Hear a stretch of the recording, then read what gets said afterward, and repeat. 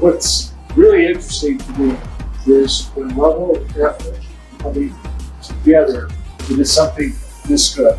What you did with the engine, Philip, is absolutely amazing. Well, thank you. But what you also did with the interior, which you brought back to life, the original leather, after coming through the Texas heat.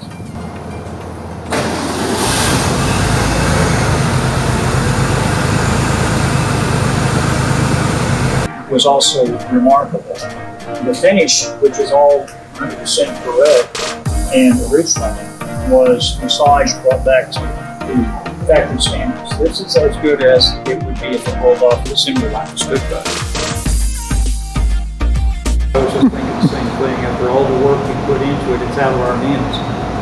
You know, I mean, that's. We're very proud of it, and we're looking forward to bringing the trophies home. Agreed.